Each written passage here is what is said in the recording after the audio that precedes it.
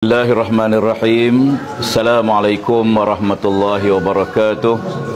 Dan salam sejahtera. Alhamdulillah, summa alhamdulillah.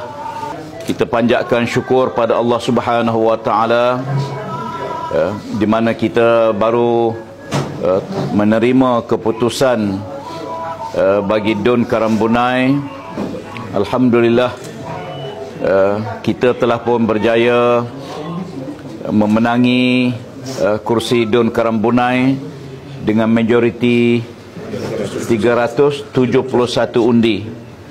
Saya bagi pihak Perikatan Nasional dan petugas-petugas yang telah pun menjalankan tugas masing-masing ingin merakamkan penghargaan dan ucapan tahniah, khususnya pada calon kita Datuk Dr. Ali dan seluruh petugas-petugas yang telah bertungkus lumus menjayakan gerak kerja kita sehingga kita mendapat kemenangan pertama atas tiket PAS mewakili Perikatan Nasional di Sabah ini, insya-Allah.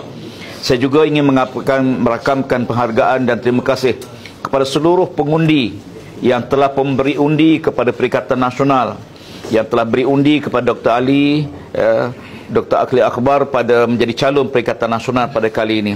Saya telah turun beberapa tempat dan tentulah kita tidak akan lupa semua jasa-jasa petugas-petugas yang telah bertungkus lumus di semua dun-dun yang kita telah pun bertanding. Perikatan Nasional pada kali ini kita bertanding 43 kursi dan alhamdulillah kita telah pun mencapai kemenangan dan kita akan masih lagi menunggu beberapa keputusan-keputusan lain yang kita terus doakan mudah-mudahan kita terus mencapai kejayaan. Kepada para penyumbang, para penderma, saya juga ingin merakam penghargaan dan ucapan terima kasih yang tidak terhingga di atas segala sumbangan total sekalian, sama ada dalam bentuk wang ringgit, tenaga, masa, berfikir, mencari jalan bagaimana untuk kita mencapai kejayaan.